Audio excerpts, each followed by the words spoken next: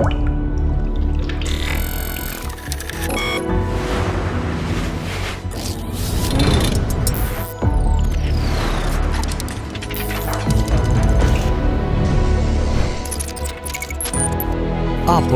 energie și tehnologie. Pentru toți, oriunde.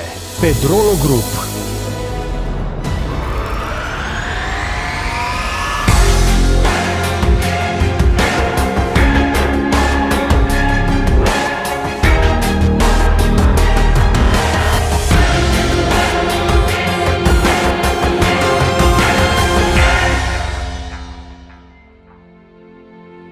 Apă prea puțină? Aproape întotdeauna problema o constituie lipsa presiunii. Soluția este DigiPed, ultimul produs inovator de la Pedrolo. O electropompă inteligentă, un produs complet, care garantează o presiune constantă, atât atunci când presiunea este scăzută, cât și atunci când deschideți mai multe robinete. Crește puterea doar dacă este necesar, economisind energie. DigiPed se instalează ușor și rapid. Mulțumită dimensiunilor compacte, poate fi amplasat oriunde. Ștecherul electric, întrerupătorul și protecția sunt incluse.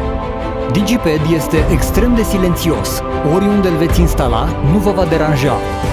Este ușor de folosit și gata de utilizare. Este suficient să setați presiunea dorită, fără a trebui să efectuați configurări complexe, având o gestionare cu adevărat intuitivă. Electropompa, vasul de expansiune și senzorul de presiune, invertorul electric, supapa de reținere și senzorul de flux sunt toate compactate într-un singur produs. Conectorii orientabili facilitează racordurile hidraulice, în special în cazul instalațiilor aflate în spații restrânse.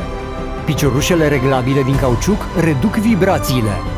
DigiPed poate aspira din puțuri datorită capacității sale de autoamorsare. Pentru a începe, este suficient să umpleți pompa, deschideți capacul superior și cel de aerisire și vărsați apa. Când apa iese din orificiul de aerisire, DigiPed poate fi pus în funcțiune. Dacă însă vă racordați la rețeaua de alimentare cu apă, trebuie doar să excludeți autoamorsarea. Este de ajuns să întoarceți o manetă. Dacă este necesar, puteți mări sau reduce cu ușurință presiunea din rezervor. Este suficient să scoateți un capac ca să aveți acces la valvă. În cazul în care este necesară trimiterea sau recepția de semnale, DigiPed poate comunica cu dispozitive externe prin porturile de interfață dedicate. Vreți mai multă putere? Pe lângă modelul de 1 kW este disponibil și modelul de 1,5 kW cu aceleași dimensiuni compacte.